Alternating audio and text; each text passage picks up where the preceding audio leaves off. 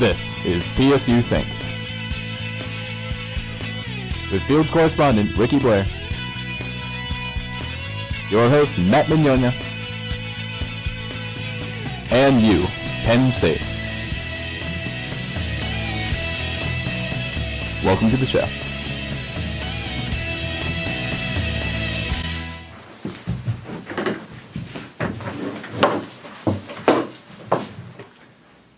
Hello and welcome to PSUthink, the show to get you thinking about ideas and how to get involved in your community.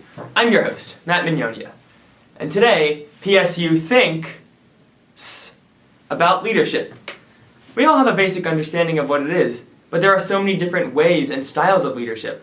Are they all effective? And what makes one leader better than another? We sent our field correspondent, Ricky Blair, out one spooky afternoon in search of these answers. Take a look. What is leadership to you? Leadership is justice! Lots of justice. Chins! And rubbing your belly. I think leaders really have to step up and do things first without worrying about what other people think. Just like an egg is the first part of life. Leadership to me? Well, forgot that term, ever been in jail for 15 years. Justice! Definitely you gotta lead by example. Gotta take the initiative, be bold.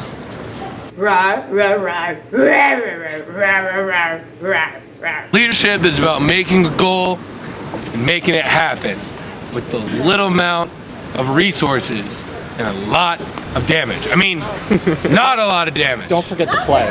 Play is everything. Play is everything too. Leadership, I think, takes on different meanings depending on circumstances you're in and what your role is. But I think leadership really means justice! And that you know how to make decisions, taking everyone's opinions and characteristics into account. who is the leadiest leader that you know? The leadiest leader. I would have to say Brock, especially if you chose Charmander in the beginning. Leaders today are really hard to define. Me. Me. I'd follow him in the battle. Me. The leadiest leader, probably this kid I met named Ricky Blair.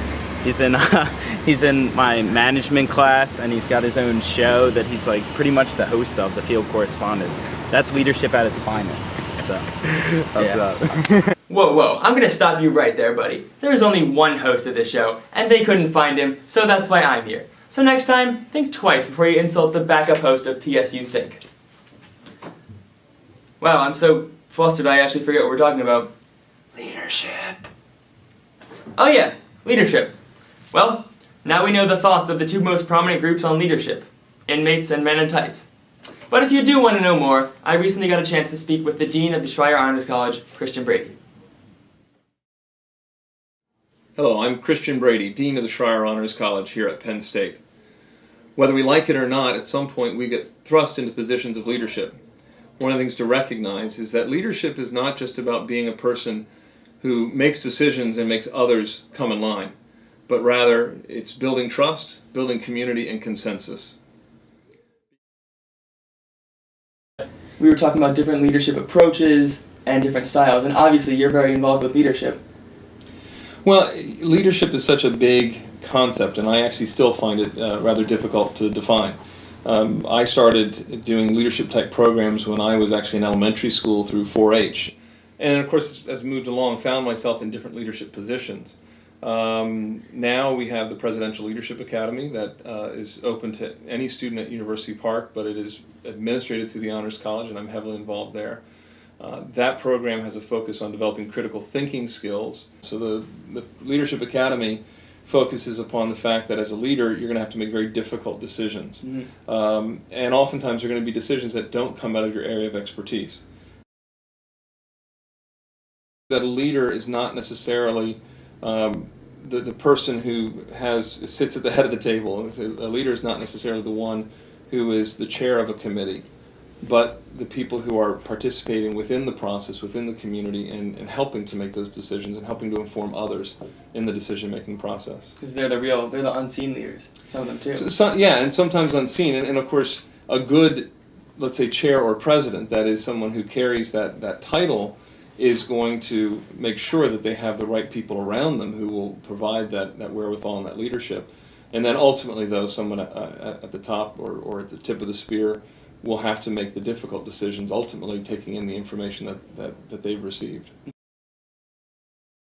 So leadership is often then a question of bringing people together around the ideals that are commonly held.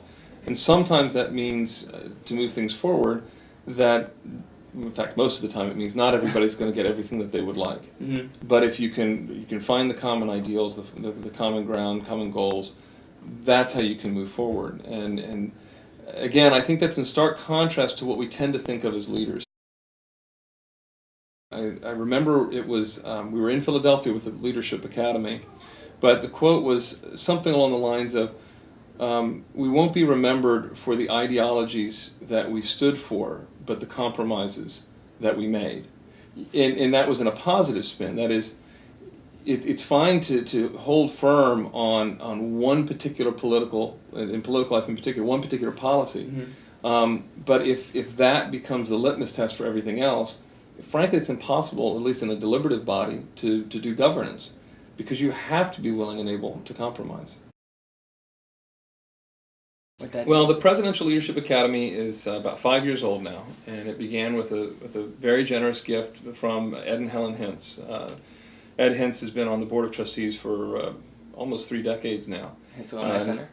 And the Hintz Alumni Center has been collectively been very generous donors to this university. And it began from the concern and the idea that leaders need to be aware of all the different perspectives of an issue. And Mr. Hintz in particular, looking at coverage in the news today, felt that we're often seeing only one side of a story. So, but that was the idea then, was to create a program to develop young leaders in the college, in the university I should say, that where the emphasis is on helping them to develop critical thinking skills. Really seeing the full picture of a problem. I think our little tagline is the world is lived in the gray areas, not the black and white. And so the scope of the program is we take in 30 students as rising sophomores.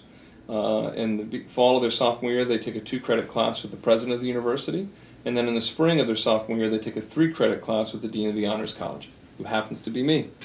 And then junior and senior year, they continue to participate. We do field trips. We go to various locations to look in situ at the challenges and problems of that given location. Thanks, Dean Brady. And if you guys are looking to get involved in leadership, definitely check out the Presidential Leadership Academy and the other organizations Dean Brady spoke of. But even if those aren't your thing, I believe every experience presents an opportunity for leadership growth. You know, leadership can be taught.